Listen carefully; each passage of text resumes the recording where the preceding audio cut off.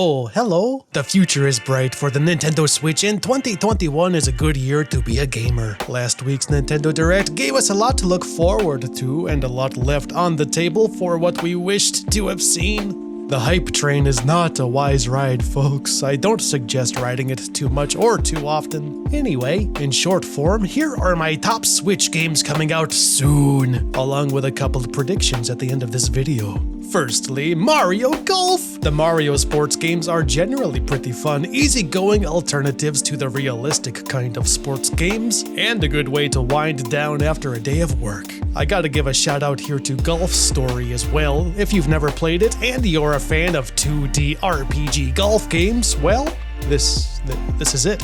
It's a solid experience, and its sequel, Sports Story, should hopefully be releasing soon, even though it does not currently have a release date set after being delayed last year. Keep an eye out for this one. Next up, of course, Apex Legends is on this list, and without mentioning its technical performance, which I may cover in a future video, the biggest reason I'm excited for this is because I can play it virtually anywhere, and damn do I love sinking into my couch, Switch in hand, whilst dog and cat fight each other for my attention, and my wife PlayStations our TV to pummel unsuspecting victims in Cyberpunk 2077. Also, it'll be nice to just play a couple Switch PEX matches here and there to slowly, over time, improve my skill with joysticks, since I'm used to playing mouse and keyboard on PC. While I usually hit platinum rank there, if on the Switch version I can at least hit gold, then I'll be happy. Skyward Sword is re-releasing in July as a remaster, and even if it is just an up-resed version of the game, its art style was begging for HD back in 2011 with the Wii version, and I am pleased to see it finally get that treatment, as well as button controls, because while I enjoyed swinging my arm around to sometimes maybe successfully slice through the enemy's HUD screen, I was disappointed back then that motion controls were forced. It was the only way to play. Even flying Link's Loftwing around the sky required you to whip the Wiimote up and down when that easily could have just been a single button press to flap those damn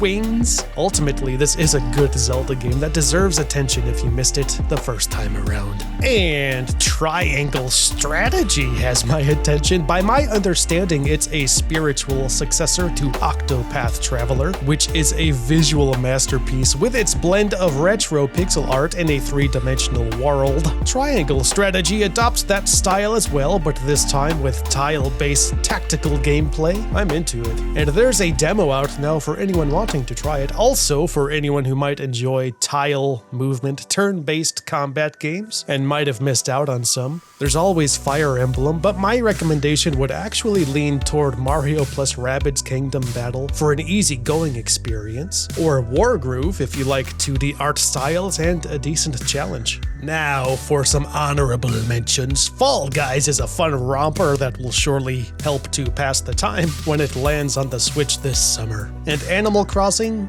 well, it just kind of is what it is at this point. The Mario-themed items are cool, for sure, but honestly, unless we're given the ability to have more than one island per system, my interest in the game is nearly vanquished, unfortunately. For Splatoon 3, I'm excited to see new maps and the return of Splatfest. It seems like story mode will be getting more attention this time around as well. And now for my predictions. I do think the sequel to Breath of the Wild will get a proper trailer this summer, and while a release later this year would be fantastic, I gotta say it's more likely to release next year, I think, maybe springtime. Either way, I'm sure it'll take advantage of the better hardware if the Switch Pro rumors prove to be true. I think it'll be called Switch Plus, though. Just please, Nintendo, do not call it New Nintendo Switch, and leave the letter U out of it completely.